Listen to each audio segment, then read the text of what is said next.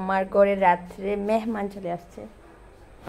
Hello everyone, আসসালামু আলাইকুম। চলে আসলাম আরেকটা নতুন ব্লগ নিয়ে, কারণ এই ব্লগটা ছিল রাত্রে। কোন বাজার রাত্রে 8টা।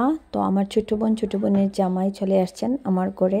ওরা ফার্স্ট টাইম আমার নতুন ঘরে আসছে, নতুন ঘরটা দেখার জন্য। আমি তো নতুন করে পার হয়েছি, তার জন্য ওরা আসছেন। আসার টাইমে বাচ্চাদের জন্য খাবার নিয়ে আসছেন। ওদেরকে বিদায় করে নামাজ পড়ে আমি তিলাওতে বসে গিয়েছি। এশার নামাজ পড়ে সূরা মুলক না পড়লে আমার হয় না, কারণ আমার ঘুম ভালো করে আসে না।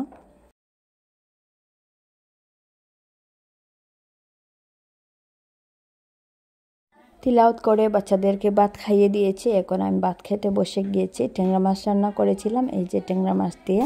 এটা ছিল পরের দিনের সকালের ভিডিও, টুকিটাকি করে দুদিনের ভিডিও একসাথে আপলোড করছি। এদিকে সকালবেলা আমার ছোটো বোনের জামাই চলে আসছে, তো ওকে কি দিয়ে আপ্যায়ন করবো আমি কিছু বুঝতে পারছি না, আমার ঘরে কিছু ছিল না। পরে ভাবলাম সুজি আছে, সুজি রান্না করে দেই।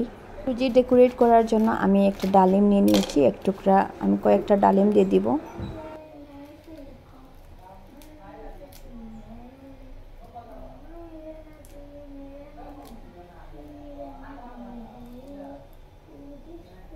এইদিকে গরম দুধের মধ্যে গরম সুজি ঢেলে দিয়েছিলাম। আমার একদম টেস্টি চুলা একদম ভরে গিয়েছে।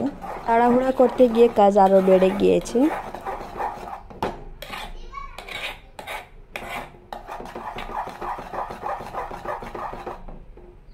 সুজি আমার রান্না হয়ে গিয়েছে। সুন্দর একটা লুক দেওয়ার জন্য আমি দিয়ে দিয়েছি ডালিম এখানে, আর দিয়ে দিয়েছি এখানে চেরি।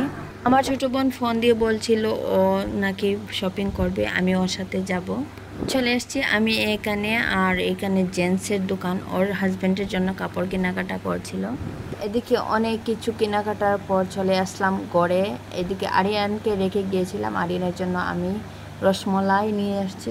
আরিয়ানকে রেখে গেলে আমার কিছু না কিছু আনতে হয়, না হলে আমাকে ঘরে ঢুকতে দিবে না। এদিকে বাচ্চারা খাওয়া দাওয়া করছে। আজকের জন্য এতটুকু, আল্লাহ হাফিজ।